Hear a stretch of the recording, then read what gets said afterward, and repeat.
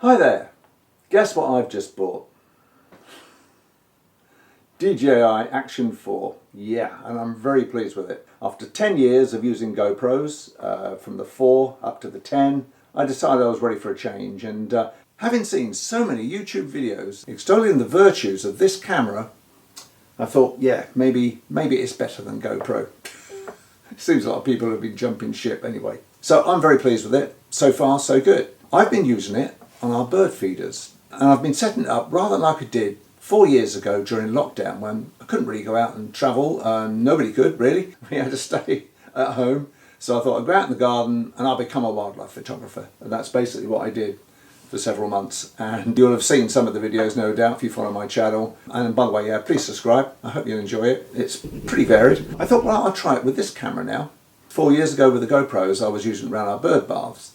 But now I've decided to concentrate on our feeders, because we get all sorts of variety of birds.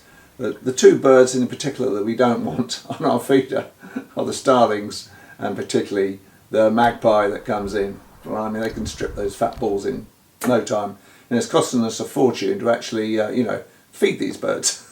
But it does make for some good video. Now, the purpose of using this camera was for me to actually not only capture them fairly close up, although I can do that easily with this, but this means me having this camera set up ready and waiting for ages, shooting through a window as I often do so I don't disturb them. But this is a lot easier. Leave it out there, leave it running. I leave it running for about an hour or so, and the battery seems to last about 1 hour, and that's at 120 frames per second, because the whole purpose is with this, using this, is to capture them in slow motion. Although I favour shooting in a higher resolution like 2.7K, 1080p will allow super slow-mo down to just 5% of real time, meaning 20 times slower. As birds move so quickly, it's fascinating to see their rapid movements captured more clearly. Particularly if you put it into a timeline of 30 frames per second, then it's significantly slowing the action down, which is great. In 1080p you can shoot at 240 frames per second, so that really is slow. But I found for quality 2.7K in between 1080 and 4K. 2.7K is the ideal, because you get nice resolution, and provided you don't get too close to your subject, you want about 10 to 12 inches, something like that. Any closer and it'll be soft and increasingly out of focus. But from there to infinity it's fine. So anyway, I've been experimenting, and you're about to see the results of how I've managed to capture some of the birds that we get here at the different frame rates as well. We were wondering why our nuts were quickly going down. I can't say that without laughing. The inner wire mesh has been broken and forced apart, allowing birds to take a whole nut away. And number one suspect is the magpie, so I soon fixed that. Everything you're seeing now was shot at 120 frames per second in 2.7K. And in post, I varied the speed of the footage from normal down to just 10% of real time in Final Cut Pro. Any lower than that, say 5%, causes jerky footage, though shooting at 240 frames per second in 1080p allows me to slow down to 5% smoothly, as you will have seen. And this is in a 30 frames per second timeline.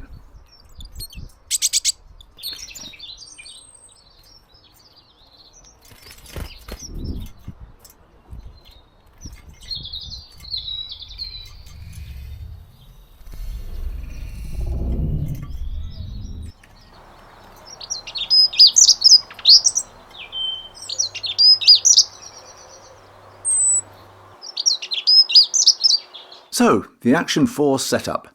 Front screen is turned off when shooting birds so as not to spook them, and preserve battery life too.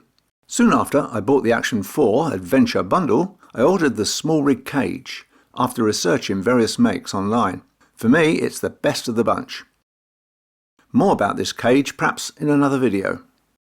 A modified triple cold shoe with 1/4 inch thread, when flipped over, screws in to the top of the small rig cage.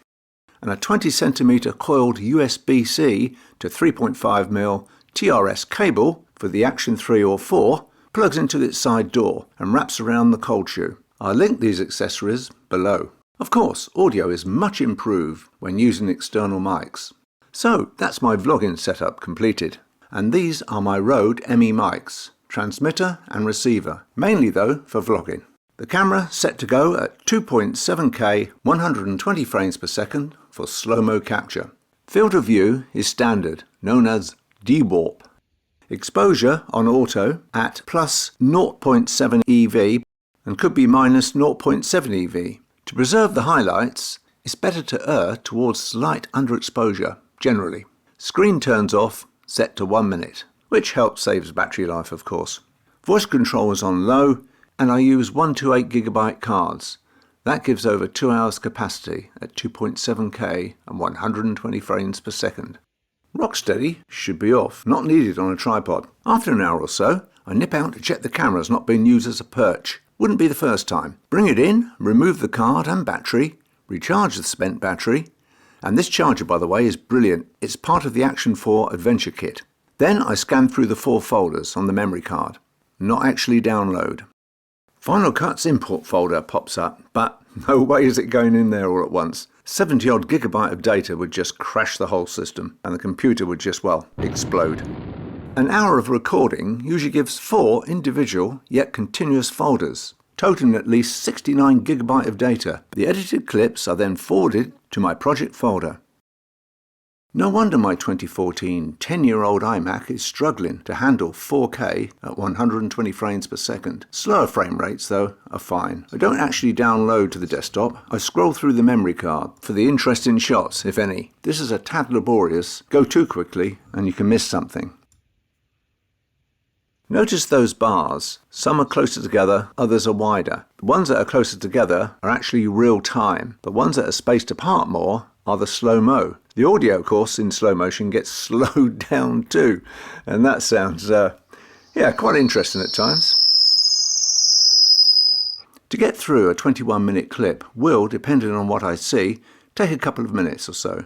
Clicking the fast-forward arrows, you can actually view at 2, 5, 10 or 30 times speed. Any faster than 5 times and you're more likely to miss a bird, or anything. To avoid losing the will to live, I'll speed this section up. The tits are here, so just edit out a section, rename it and press on. A speedy computer certainly helps with this process. A strange bird has just flown in. That's ruined my shots. Okay, let's look at just a few of some of my other captures in slow-mo and real time. The footage was captured between the 13th of March to April Fool's Day.